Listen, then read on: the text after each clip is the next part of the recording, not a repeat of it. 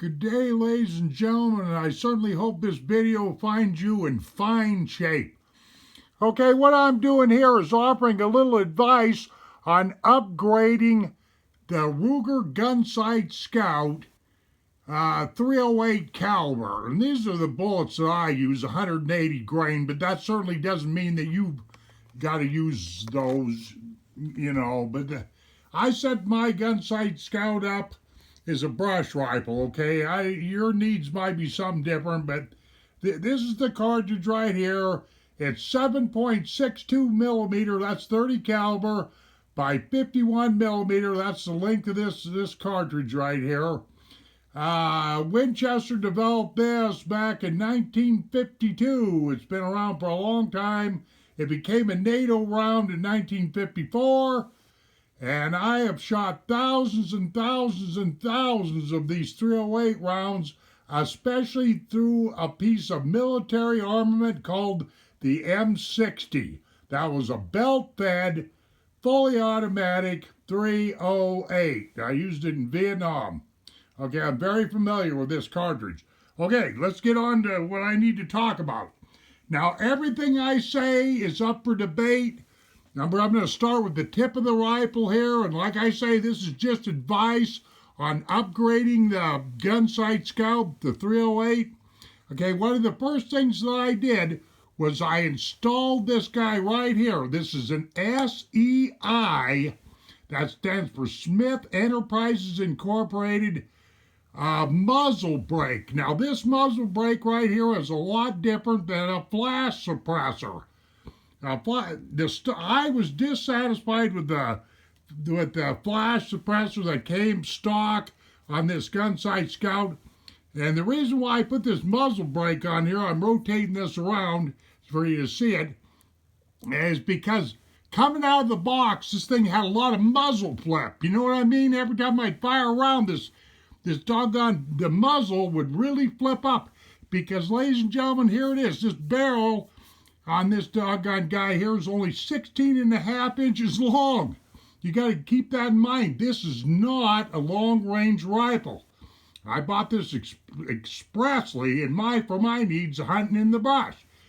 But getting back to this S.E.I muzzle brake, this has got 14 ports that allow the blast, the discharge gases and everything to expel out of the end of this barrel right here. And it reduced muzzle flip by about 50%, but it also made this sucker louder than all get out. Now here it is, guys and gals. I installed this myself, but believe you me, I was sweating bullets by the time it was all over with, because this is not an easy job. I recommend that if you get a muzzle brake or whatever have you, if that's the way you want to go, that you have a gunsmith do it. Plain and simple, because it takes a small boy, a man, and a gorilla to get that stock flash suppressor off. This install wasn't too awful bad. But this little chunk of metal right here, from right there at that jam nut up to here, cost me $100. And it also is silencer capable or ready, but of course, naturally, silencers are illegal, and I don't have one, and I'm not spending $2,000 for one. Okay, that's the first thing you might want to take into consideration. Okay, moving down this rifle here, I've only done a few things. Let me rest, as I'm leaning over the tripod and about ready to wreck everything. Okay, right here, let me talk about this for a second. These magazines right here, you can get these all day long. You can get them from Ruger, MidwayUSA.com, Cabela's, probably Bud's Gun Shop, and whatever have you. But this is made out of polymer. This is a 10-round clip. You can get polymer 5-round clips, and you can get polymer 3-round clips. Because what comes with, unless Ruger's changed things since the day I bought this Gunsite Scout, you get a metal box magazine or a clip, and it's kind of a noisy thing, and all that. But this guy works pretty good, so I am recommending they probably invest in these. if you're trying to keep noise down, and they fit very, very well, okay? Now, the only other thing that I did to this is this sighting system that you see right there. And am I recommending that you do what I've done? No, no, because what I've done is very, very expensive, and you may not, you know, for you guys that are on a budget and whatnot have you, you just may not want to do this, okay?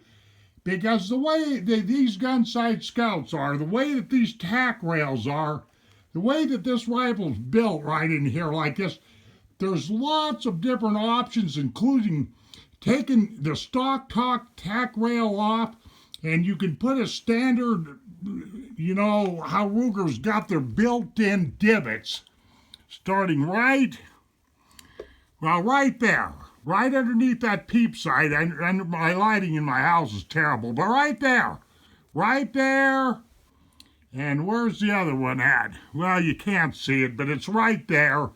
And you can use standard rings. They got to be Ruger rings, though. And you don't have to use this tack rail system. The tack rail system that I got is made by XS Sights, and I just did a YouTube video on this whole doggone thing right here because I didn't like the stock setup. It wasn't allowing me to pull my scope back far enough towards my eye and giving me the proper eye relief, okay? But one thing I am recommending while I got this rifle here is if you don't like the stock rail system, the tack rail that comes on from Ruger, and you don't, right here, this P.E.P.R right here, if you don't like a stock P.E.P.R, I am absolutely recommending this XS, that's X-Ray Sierra, sighting system. Cost you $100. And this is a ghost ring right back here, and it's a lot better than Ruger's stock, you know, stock P.E.P.R, okay? And if you just simply slap that on and don't worry about scopes and all that kind of stuff, save you a lot of money, okay? Now, in my case, okay, right here, I don't know if you can see it. Probably not. If you can see that writing right there, this chunk of metal, by the way, cost me $100, or probably a little bit more than that, 125 if I remember right. But that says this is a Burris P.E.P.R, which stands for Perfect Eye Positioning Relief. And it is a good setup. It's a one-piece mount, hooks into the tack rail right there with these great big huge half-inch bolts. That's the size of the heads, by the way, the bolt heads. And of course, it's got these, you know, military tacky looking great big ring tops on there and all that other kind of stuff. But it does allow you to position that scope up and down that rail in quite a few different positions, okay? Now, the scope that's on here is right what it says right there. It's a Hog Leopold scope. It's got the red dot, the lighted red dot, and you activate that right here with this. You push this a series of, this button right here is, you know, like, I think it's like, I don't know, 6 times or something like that to get it to its brightest setting. The dot is right in the middle of the crosshairs. There you can see that writing there a little bit better. P.E.P.R, P.R. But anyway, I'll show you that here in a second. But let me flip this around here so you can see this just a little bit better. Now this scope right here is very, very spendy, this Hog scope. And like I say, my advice here is don't get, if you're buying into a Ruger Gunsite Scout, for Christ's sake, whatever you do, excuse my French there, you know, give it some thought. You have to ask yourself, what are you going to use your rifle for? Because you may just, you know, you may even like the stock P.E.P.R that Ruger offers you, but I didn't. It was too small. I didn't like the sight picture and all that, but this ghost ring by XS Sighting System is a lot better, okay? Now, let me do this. Let me see if I can do this. I've got my scope turned on. Now take a look right down there, right at the top of your screen. You can see what those reticles, crosshairs, look like when they're lighted. Let me lower that and move it around a little bit. See that dot? But you're paying for all this because I've got over $500 in this scope. And by the time you throw that burst one-piece mounting system in there, you know, I think I've got like about $650 into this sighting system. Is it nice? Sure, it's nice. But, you know, you have to ask yourself, do you need it? And all that other kind of stuff. You see what I'm getting at? Okay. And now that's really all I did to this rifle right here, you know. And I haven't checked on the internet or anything like that, so I don't know. Like when it comes to this stock right here, of course, right out of the factory, this is laminated wood. You know, I'm sure they're, you know, knowing the market like I do or whatever have you, they probably got some tactical stocks that you can get. I'd stay away from them, ladies and gentlemen, because this is an awful small rifle.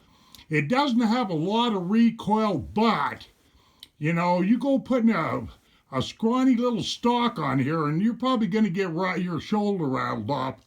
As you can see, this recoil pad here is more than adequate. That's one thing that Ruger did a real nice job on, was putting the real, you know, you won't have to upgrade this at all. So what I'm telling you is don't worry about the recoil pad. That's plenty adequate enough. The stock's plenty adequate enough. And also, before I forget, I am left-handed. That's why this rifle looks all backwards. Yeah, I'm a lefty, okay? But I've got, if you want to know, all total what I've got into this rifle, or I've got about $1,900. I own two other hunting rifles. One is my mainstay rifle for years and years and years has been a 270 Browning. A 270 Winchester made by Browning. I've taken quite a few big game animals with that 270. It's my most favorite rifle. And then I have a 7mm Magnum made by Ruger, an M77. And both of those rifles weren't near as expensive to set up as this guy right here. So what my advice is, ladies and gentlemen, is take your time, go out to the range or whatever have you, experiment around, especially try out Ruger's stock P.E.P.R sights right there. But one way to get around this whole business with these scopes and all this other stuff is just simply use a $100 bill and put on one of these XS sighting systems. And then, of course, when it comes to that flash suppressor or muzzle brake and all that kind of stuff, that's all left up to you, you know what I mean? So, there's my Ruger Gunsite Scout, and I am not spending any more money on this particular rifle because I've already spent too much money anyway, the way it is. And yes, it's very nice, and it definitely gets the job done. One more look here, ladies and gentlemen, if I can get this up here right for that. That is an electronic illuminated dot right in the middle of those crosshairs, okay? And the battery that runs this goes right in there, right there, where you turn this on, where you activate it, and make it brighter and dimmer. You can do that by just continually pressing that button right there, like that. So anyway, just, you know, for what it's worth, fix up your Ruger Gunsite Scout however you want to, but, you know, if I had this thing to do all over again, I'd have probably done it a little bit different, but this is what I ended up with anyway. Okay, ladies and gentlemen, thank you very much for watching the video. I hope you learned something, and we'll see you on down the trail.